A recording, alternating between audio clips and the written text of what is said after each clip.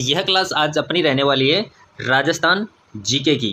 Friends, यह class चतुर्थ श्रेणी भर्ती वाले विद्यार्थियों के लिए इंपॉर्टेंट रहने वाली है। इस क्लास पर अपन पढ़ेंगे 40 महत्वपूर्ण प्रश्न जो इंपॉर्टेंट साबित होंगे आपके लिए। तो जुड़े रहिए, वीडियो के अंत तक बने रहिए और चैनल को सब्सक्राइब कर लीजिए। ओके, चलो अपनी क्लास का पहला क्वेश्चन है कि मराठा विजय का प्रतीक सरगासुली का निर्माण किसने करवाया। तो किसने करवाया फ्रेंड्स? ऑप्शन है प्रताप सिंह, ईश्वरी सिंह, जय सिंह या फिर माधो सिंह। तो साथियों, मराठा विजय का जो प्रतीक है सरगासुली, इसका निर्माण किसने करवाया? तो यह करवाया साथियों ईश्वरी सिंह ने। किसने करवाया? ईश्वरी सिंह ने। कहाँ पर करवाया फ्रेंड्स? यह करवाया जयपुर के अंदर। ठीक है, और किसके उपलक्ष्य में बनवाया? कि जो मराठाओं की सेना के मध्य और जो राजमहल का युद्ध हुआ था उसकी वजह से, उसकी विजय के उपलक्ष्य में इसको बनवाया गया था।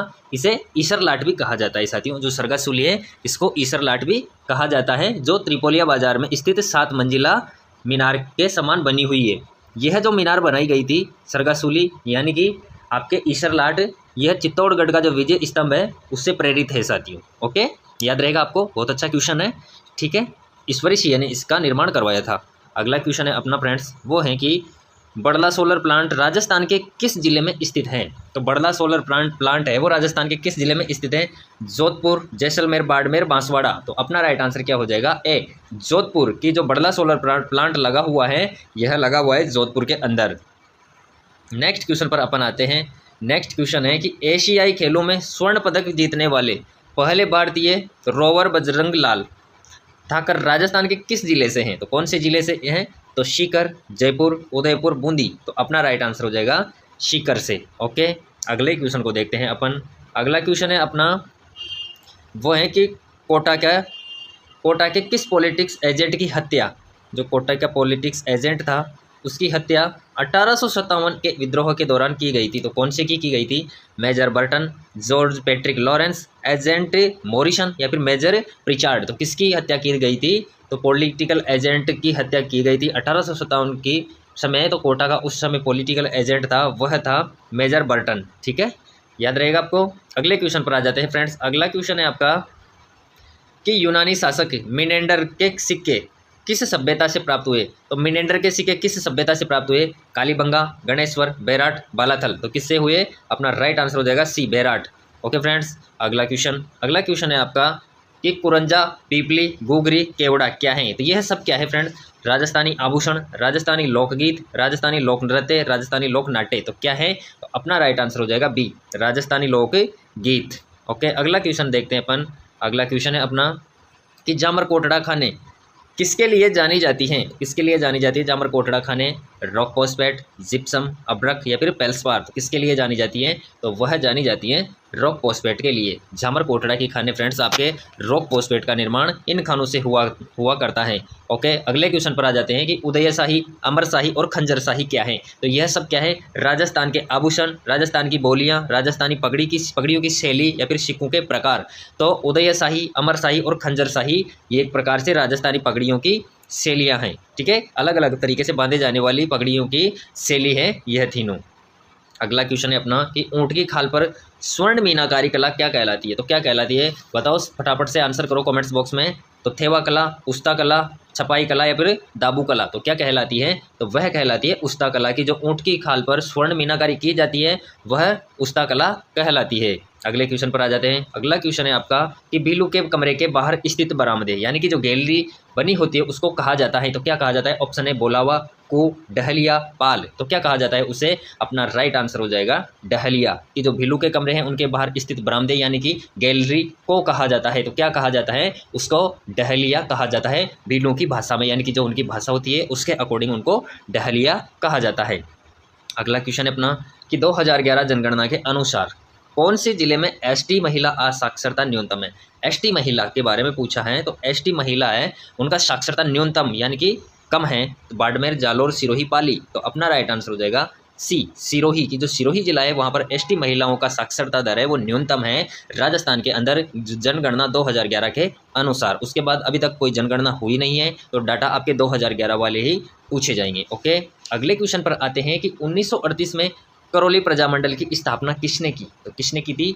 कि 1938 की बात हो रही है। तो 1938 में प्रजामंडल कौन सा? करौली प्रजामंडल की स्थापना वही उस समय तो मंडल की स्थापना किसने की? तो ज्वाला प्रसाद, स्वामी श्रद्धानंद, ऋषि दत्त मेहता, त्रिलोक चंद माथुर। तो किसने की? तो वह की त्रिलोक चंद माथुर ने। ओके, नेक्स्ट क्वेश्चन है आपका, वह है यहाँ पर कि मरु विकास कार्यक्रम डीडीपी किस वित्त वर्ष प्रारंभ हुआ? तो किस वित्त वर्ष प्रारंभ हुआ? 1973-74, 1977-78, 1978-89, 1988-89 या फिर 1992-93। तो कब की गई? तो आपका बी आपका राइट हो जाएगा। 1977-78 में मरु विकास कार्यक्रम में प्रारंभ किया गया था। ओके, अगला क्वेश्चन अपना कि जालोर के शासक और अलाउद्दीन खिलजी के मध्य संघर्ष की जानकारी निम्न में से किस ग्रंथ से मिलती है?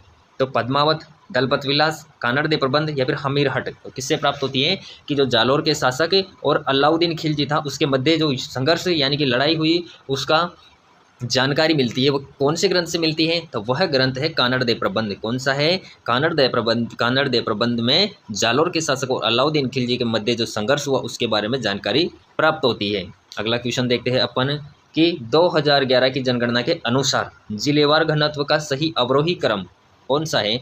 तो अपना राइट आंसर यहाँ पर हो जाएगा ए, अलवर, धौलपुर, बांसवाड़ा और कोटा का सही क्रम होगा अवरोही क्रम में। ओके फ्रेंड्स, अगले क्वेश्चन पर अपन आ जाते हैं। अगला क्वेश्चन है अपना, वह है कि राजस्थान राज्य पथ परिवहन निगम की स्थापना किस वर्ष की गई?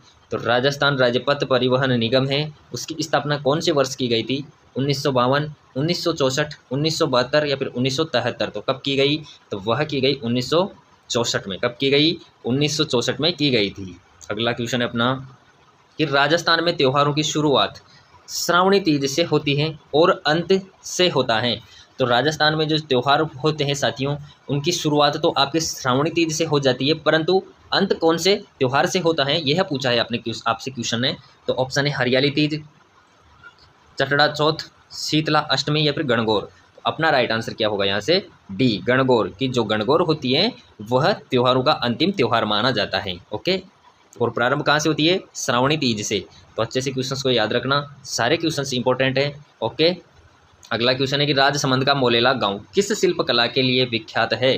तो कौन सी शिल्पकला के लिए विख्यात है राजसमंद का मोलेला गांव? ऑप्शन है मरण शिल्प, मांडना शिल्प, काष्ठ कला या फिर पटचित्र कला। तो अपना राइट आंसर हो जाएगा डी, पटचित्र कला। ये जो राजसमंद का मोलेला गांव पटचित्र कला के लिए विख्यात है। ओके, अगला क्वेश्चन है अपना फ्रेंड्स, वो है कि किसके शासनकाल में किशनगढ़ चित्रकला शैली को स्वतंत्र स्वरूप प्राप्त हुआ? तो स्वतंत्र स्वरूप प्राप्त हुआ कब हुआ? राजा किशन सिंह, राजा जगमाल, राजा रूप सिंह, राजा सावंत सिंह। तो आपका राइट आंसर हो जाएगा डी, राजा सावंत सिंह। ओके फ्रेंड्स, अगले क्वेश्चन पर आते हैं अपन। अगला क्वेश्चन है कि मध्यकाल में खनंगा एक प्रकार का था। तो खनंगा एक प्रकार का क्या था? जूता, आभूषण, वस्त्र, पगड़ी। तो क्या था?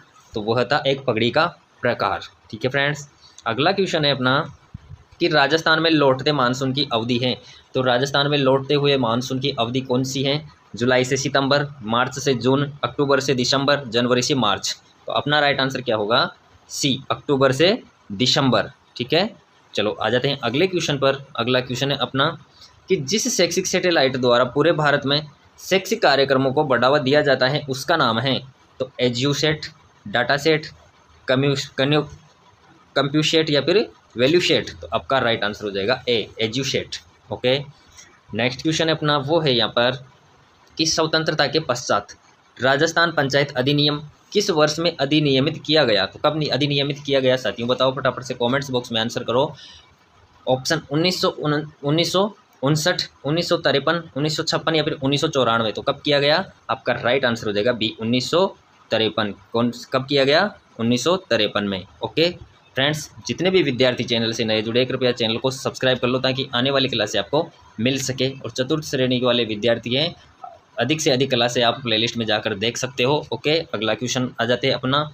एशियाई युवा एथलेटिक्स 2022 में भाग लेने वाले सिद्धार्थ चौधरी किस एथलेटिक्स इवेंट से जुड़े हैं? तो कौन से इवेंट से जुड़े हुए हैं? गोला फेंक से, 100 मीटर दौड़ से, लंबी कूद या फिर ऊंची कूद। तो अपना राइट आंसर क्या हो जाएगा? गोला फेंक से यह जुड़े हुए हैं। अगला क्वेश्चन है कि माँ बाड़ी संचालन योजना संबंधित है। तो माँ बाड़ी संचालन योजना किससे संबंधित है? ऑप्शन है उद्योग, शिक्षा, हस्तशिल्प या स्वास्थ्य। तो किससे संबंधित है? तो यह संबंधित है शिक्षा से, कि जो माँ बाड़ी संचालन योजना है यह शिक्षा से संबंधित है। अगला क्वेश्चन है फ्रेंड्स, वो है यहाँ पर कि निम्नांकित में से कौन सा दादू पंथ से संबंधित नहीं है? तो कौन सा है इनमें जो दादू पंथ से संबंधित नहीं है? तो अर्णबवाणी, अलग दरीबा, दादू खोल या फिर नरेना मुख्य फीट, तो आपका राइट आंसर क्या हो जाएगा, अर्णव वाणी, यह इससे संबंधित नहीं है। अगला क्वेश्चन है आपका, वह है यहाँ पर कि राजस्थान पर्यटन विभाग द्वारा मारवाड़ उत्सव वर्ष 2022 को किस माह में आयोजित किया गया। तो कौन से माह में आयोजित किया गया था कि राजस्थान पर्यटन विभाग द्वारा जो मारवाड़ उत्सव मनाया गया था, कौन सा वर्ष 2022 को किस माह में आयोजित किया गया था। तो सितंबर में, अक्टूबर में, नवंबर में, दिसंबर में। तो कब किया गया, तो वह किया गया अक्टूबर में। आपका बी करेक्ट हो जाएगा। इसी के साथ अपनी क्लास यहाँ पर समाप्त होती है। क्लास आपको कैसी लगी फ्रेंड्स बताना, और जितने भी विद्यार्थी चैनल से नए जुड़े हैं वो चैनल को सब्सक्राइब कर लो ताकि आने वाली क्लास आपको मिल सके। और जितने भी विद्यार्थी चतुर्थ श्रेणी भर्ती 2025 की तैयारी कर रहे हैं वह सिलेबस वाइज प्लेलिस्ट में जाकर क्लासें देख सकता है। ओके फ्रेंड्स, इसी के साथ अपनी क्लास को यहाँ विराम देते हैं। धन्यवाद।